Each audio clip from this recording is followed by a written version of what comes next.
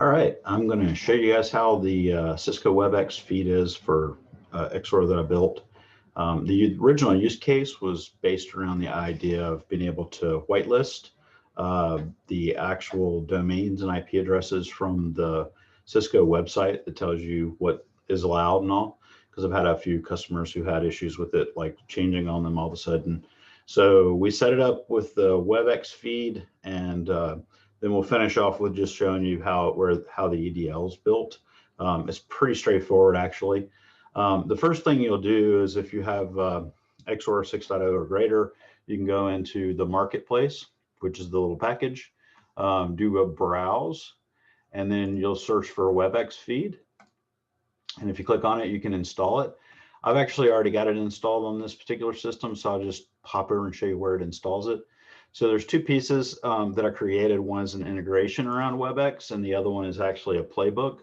The playbook's really designed to alert you if something goes wrong with the page. It can't load, they changed the format, anything like that. It creates an incident inside of Demisto or XSOAR, and so then when it executes, it'll let you know, and you can do other things, send emails to your team or whatever, however you want to address it. But I figure it made sense to just have it set up to create an incident. So what you would typically do is just like add an instance, and you'll see the add instance piece. Pretty much the defaults will work for everybody. I consider them good indicators, completely reliable. I've set all that up as a default.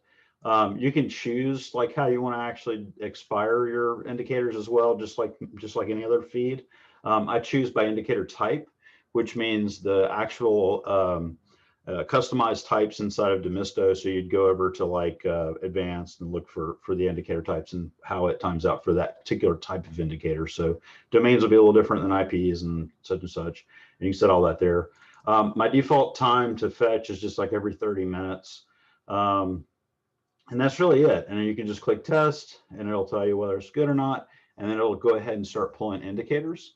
And if you hop over to the indicators database, so you can see I have a whole bunch here, but what I did was actually created it so a source brand, and you can go look for Cisco WebEx feed and you can pull any of those in. Now I haven't pulled any in like a month, so, or more than a month, or about around a month. So these are all the feeds, and so it hasn't changed, right? And I can expire these, and then on the next go around the next 30 minutes, it'll actually update it as well too, if you want to expire them for whatever reason.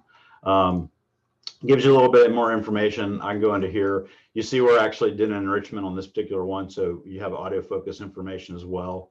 So all kind of nice and handy for playing around with the actual playbook. If I'm going to create an EDL, I would do it in here. And so I pull up the Palo Networks Pan OS EDL service. And the same thing, add instance, and then you'll see a whole bunch of stuff. So I can go and put the query that I had in the indicators page. And I'm choosing in this case just to do domains in one section, because I want to break it up into two different web pages that the firewalls will read. It can give you, it gives you 2,500 for default size, and then you'll set a port number. So that's really important. So like say my CIDRs here, I chose 7002. So once I've actually started up this this instance, then it'll have a web page off of my my Demisto server. In this particular case, I'm using an IP address because I have it going through an Nginx proxy for internal reasons, for stuff that I do and play with. But you can see it gives you the CIDRs right out of the indicators database. Now, if you want to just get an idea of the playbook, we can just run through it real fast, but it's real simple. So the first thing I do is I pull indicators from the WebEx feed. So you can see it's WebEx get indicators here. And then it'll actually bring it in and check the web page.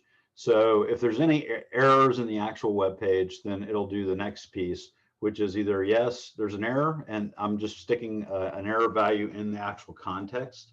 If you're not familiar with context inside of a case, you can click on context data and actually see the data structure around any incident. So all the information is stored there, or it's okay, which is the default. And if it's an error, I also tell it just to go ahead and create an incident. So pretty straightforward built-in process. I put in the details so that you see that in the incident. And that's pretty much it in a nutshell. But thank you.